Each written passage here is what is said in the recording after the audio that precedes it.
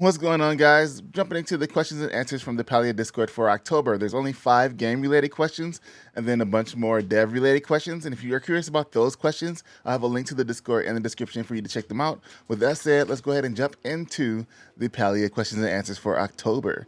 So the first question is going to be from Mizu. The question is, I have a distinguishedly intense passion for food. Can you go a little bit more in depth on how the cooking system will work in-game? Will we be able to experiment in order to discover dishes a la Guild Wars 2? Will there be ingredients we can forage around high and low to find? I'm so excited about foods. I'm sorry. Bourbon answers with, in designing the cooking skill, we wanted it to be very interactive. As a first step, you need to first unlock the recipe. Some are given from the start, and some are learned as you progress in the skill more or discover them out in the world. Then, whether it's found through foraging or you're grown with your garden, you'll need to gather all the ingredients needed. The actual cooking itself involves a variety of mini games depending on what you are cooking, and it can be done with friends. The hectic but fun experience of trying to create an awesome meal together is something you want to capture. Ash responds with, as a reward for your efforts, using a high quality ingredients and cooking the recipe perfectly will even allow you to place the dishes as decor in your home. Show off your mad chef skills to everyone who visits. And then there's a nice screenshot from one of the testers of Alpha with their table with food placings on it. We got some ramen and some soup and some ramen, which is kind of like soup.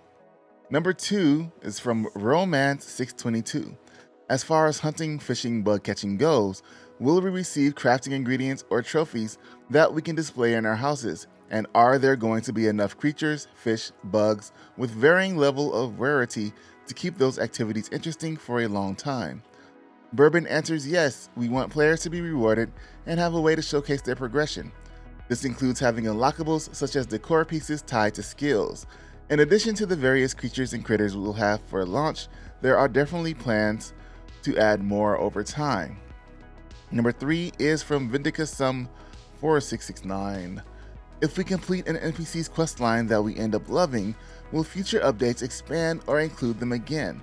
I ask this because in other games, when I finish the story of an NPC, they just disappear off the map or I never see that NPC again, and I feel pretty sad about that.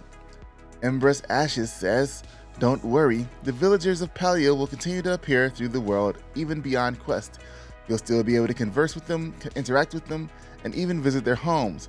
While there will be a set amount of quests at launch, we do plan to add additional friendship and romance content to the existing villagers, as well as more quests in general that are sure to involve your favorite ones.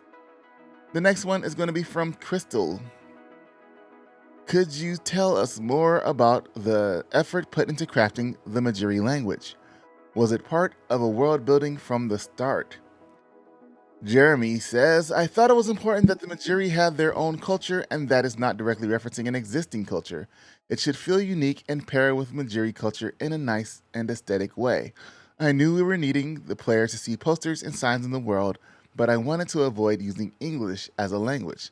So I asked Yangshin Lee, our lead concept artist, to take a shot at creating a written language that is a cipher for the English alphabet. The written characters needed to match the existing cultural patterns seen in the world and looks as though it's derived from pictorial language. The result she came up with has become our Majiri language in Palia. And Ash says they share some concept art from Yangshin on Twitter and Discord. You can check out the Twitter with the Twitter link there. Now I want to say on this one that I feel like they've answered this question before. I'm not sure which one, but it's definitely a familiar answer, and I do believe they had some screenshots of the language alongside this answer. So it's unfortunate that we got the same answer again, but it's okay. Number 5 is from Extranji, from those of us, or Extra NG. For those of us who are interior design challenged, will there be starter templates that we'll be able to build our houses from? If I have to start from scratch, I'm afraid I'll end up with something that looks like a before picture from our Mel living space. Eris says, okay, first of all, I feel so seen by this question because it's definitely me when playing other games. One of my favorite parts of our housing system is how we go about giving players the tools to interact and set up a nice and attractive place of their own. When you start building out your home, it begins as an empty space just waiting to be filled. As you progress in your furniture making skill, you'll unlock recipes for more decor pieces to choose from. They are categorized in theme sets, so it's entirely possible to have your whole home be the log cabin set, for example. Or you can mix and match from a number of themes as you unlock more options. While the rooms won't come with templates, we'll have different room sizes and add-ons that will allow players to build some nice looking homes. Perhaps you can find inspiration from visiting a villager's home or that of your friends and others in game as well. We really want to encourage players to share their creations and have others be inspired by that. To add to this, Aiden says, we wanted the housing customization in Palia to be accessible and easy for anyone wanting to decorate their home and have it look good.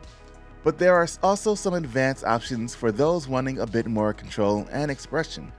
We think the system we have in place is a good balance that will appeal to many players and can't wait for more people to check it out.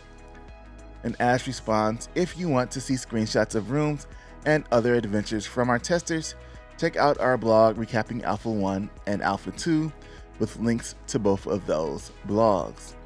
In the bonus round, they ask questions to the team members about who they are, what they do, why they become game development, and things of that nature. If you guys are interested in that, like I said, I'll have a link to the Discord down below in the description, so feel free to join the Discord, ask your questions, and check it out. They don't mention when the next round of questions will be, and they make it seem like there will be a decent break between now and the next round of questions. And normally I would say here to go ahead and put your questions in the Discord, but I made this video kind of late because my work schedule has been trash. So with that said, click the video right here for the other question and answers that we had before in the previous months. Thank you for watching, and I'll see you guys in the next video. Peace.